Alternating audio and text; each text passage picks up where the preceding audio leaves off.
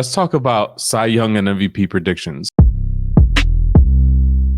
We're about a quarter of the way through the season, and I think this is a good place to kind of stop and reflect a little bit and see what players, if the season ended today, would win the AL Cy Young Award, NL Cy Young Award, MVP and the MVP award in both leagues as well. So you want me to start us off, man? Sure, man. I'm going to just give away the obvious one because I think we probably have the same player here. But for the American League, my MVP, if the season ended today, would be Aaron Judge. And the reason is because he put his money where his mouth is in declining the offer that the Yankees made him, $30.5 million AAV at 30 years old. You would think any player would have taken that. That would have taken him into his age 37 season, where he could potentially get another, he could be a DH at that point. Nelson Cruz is making something like $16 to $20 million a year. But through 43 games a season, he has 17 home runs, a 700 plus on base slugging percentage, has the most total bases in baseball. He's on pace to hit 60 or more home runs. He's just been clutch this year, man. So right. I would pick Aaron Judge.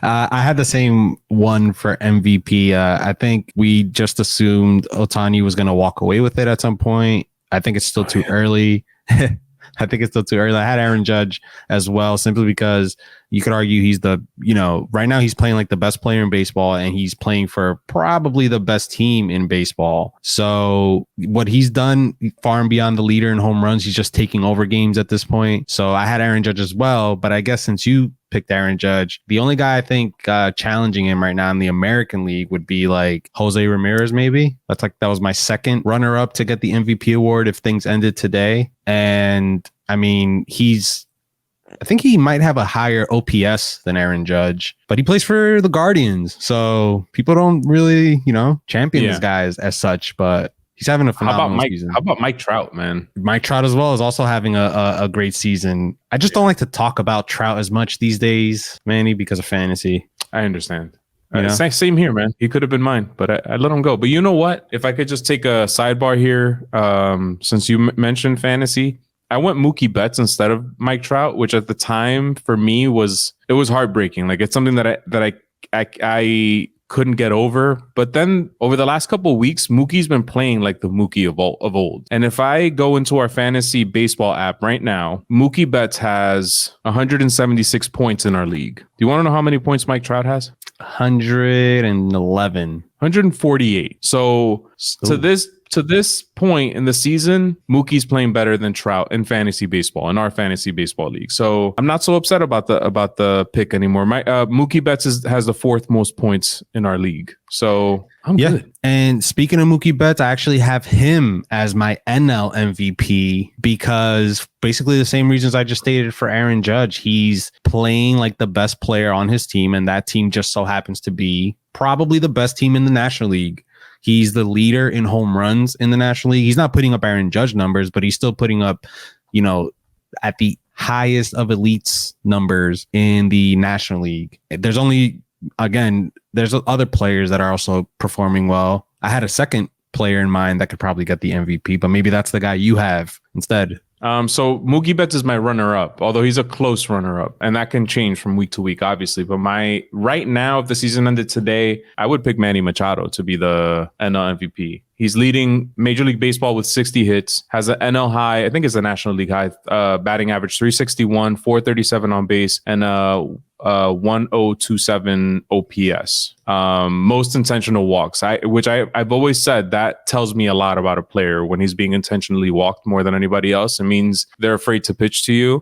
They'd rather face the guy after you, and that's the ultimate sign of respect, in my opinion. So for me right now, it's Manny Machado, and my runner-up would be Mookie Betts. My third runner-up is, I wrote a piece about this, is Nolan Arenado right now in the National League.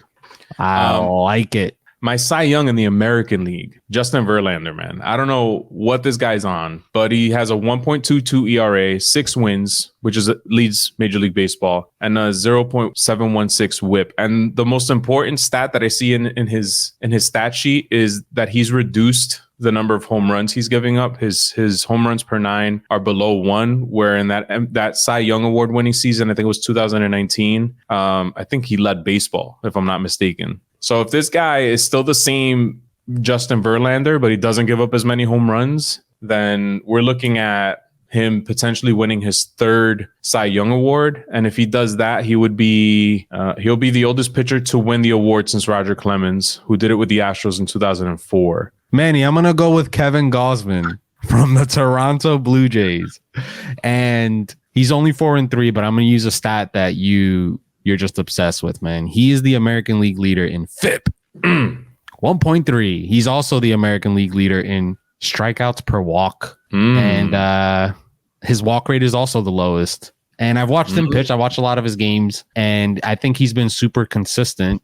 And he's filling in the shoes of last year's Cy Young Award winner, Robbie Ray, on the Blue Jays. So he's pitching like an ace. I don't know where this came from with Verlander. It makes sense. He's like historically this Cy Young pitcher. Kevin Gausman, I don't know where this came, where he learned how to pitch this well. Last year, he finished 6th in Cy Young voting in the National League. This year, he's been one of the better pitchers. My National League Cy Young Award winner, if the season ended today, would be Miami Marlins pitcher Pablo Lopez, who, some interesting facts here, if he keeps his pace, he would be the first foreign-born Latino to win a Cy Young since King Felix won it in 2010. He would also be only the 3rd foreign-born Latino ever to win the Cy Young Award in the National League. The first was Fernando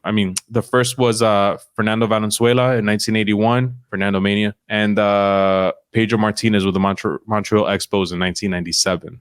And by the way, if he doesn't win it, my runner-up would be Carlos Rodon, who's also Latino, but he's not foreign-born.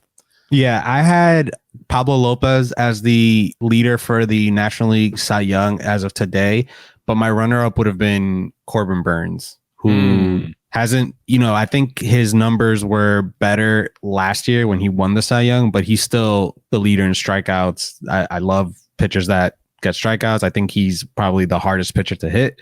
There's probably a stat out there of an advanced stat proving me wrong, but he'd be my runner-up. But I had Pablo Lopez as my Cy Young Award winner as well, Manny. It's crazy because if you were to ask me who has a better chance of winning the Cy Young Award at the end of the year, I would say Corbin Burns. Like, Pablo Lopez is pitching better than the back of his baseball card by a lot. Like, he's not a bad pitcher, but he's a decent pitcher. This year, he's pitching like an ace. And his ERA went up. I guess he must have started yesterday. Whereas Corbin Burns has a history now. Like, he was like this last year, and he's just continuing this. It's a trend at this point. Or not a trend. It's not an aberration. It's who he is now. So, but but for me, the best pitcher in the National League is Pablo Lopez today. My other runner-up would have been Joe Musgrove, just because, although I'm not a big believer in record, he's 5-0. He has a perfect record, 1.90 ERA. He's just pitching really well. He's solidifying himself as a legit ace. Yeah, in the National League. I was gonna bring up Joe Musgrove just now as well. So, as always, man, you're in my head.